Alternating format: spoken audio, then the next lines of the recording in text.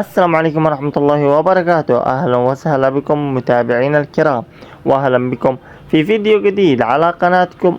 نتمنى أن تكونوا جميعا بخير. إذ كنتم من عشاق كرة القدم وبطولة كأس إفريقيا للسيدات فأنتم في المكان المناسب. في هذا الفيديو سنتحدث بالتفاصيل عن موعد مباراة منتخب مصر للسيدات ضد منتخب مالاوي ضمن المنافسات الجولة الثانية من دور المجموعات في بطولة كأس إفريقيا للسيدات 2026. كما سنعرف عن موعد المباراة بتوقيت مصر وعدة دول عربية والقنوات الناقلة والملعب الذي سيستضيف اللقاء، وأهمية المباراة بالنسبة للمنتخبين، بالإضافة إلى نظرة عامة إلى حظوظ كل فريق. لذلك تابعوا الفيديو حتى النهاية، ولا تنسوا دعمنا بالاشتراك في القناة وتفعيل زر الجرس والإعجاب بالفيديو. تتواصل منافسات بطولة كأس إفريقيا للسيدات 2026 الذي تشهد مشاركة أفضل المنتخبات النسائية في القارة الإفريقية وسط منافسة قوية على اللقب والتأهل إلى الأدوار الإقصائية.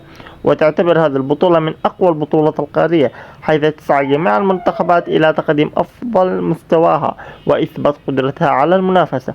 وتأتي مباراة منتخب مصر أمام منتخب مالاوي ضمن الجولة الثانية من دور المجموعات، وهي مباراة مهمة للغاية لكلا المنتخبين، لأن كل نقطة قد تلعب دورا كبيرا في تحديد هوية المتأهلين إلى دور ربع النهائي. منتخب مصر يدخل المباراة وهو يطمح لتحقيق الفوز وإسعاد جماهيره، بينما يدخل منتخب مالاوي اللقاء بطموح تحقيق نتيجة إيجابية ومواصلة المنافسة على أحد بطاقات التأهل. طبعا أهمية المباراة تكون أهمية هذه المباراة في إنها تأتي في الجولة الثانية، وهي مرحلة قد تحدد بشكل كبير على شكل المنافسة داخل المجموعة. فالفوز يمنح صاحب 3 نقاط ثمينة ويقرب من التأهل إلى دوري ربع النهائي، بينما قد يجعل التعادل أو الخسارة المهمة أكثر صعوبة في الجولة الأخيرة.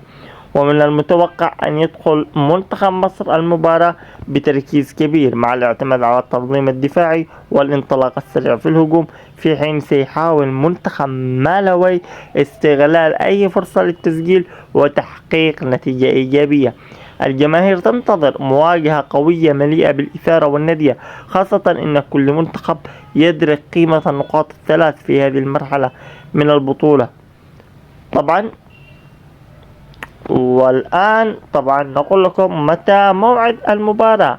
مباراة مصر وملاوي، المباراة ستقام يوم السبت الموافق 1 أغسطس 2026 ضمن الجولة الثانية من دور المجموعات في بطولة كأس إفريقيا للسيدات. وستكون المباراة من أبرز المباريات الجولة نظرا لأهميتها في ترتيب المجموعات.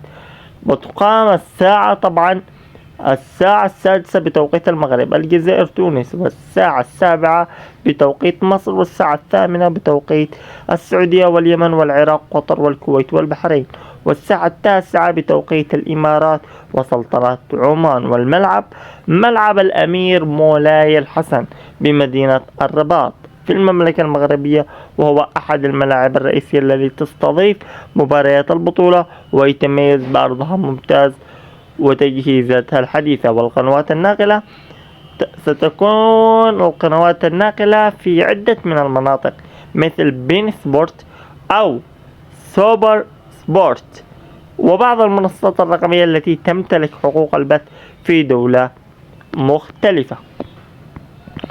وفي نهاية اللقاء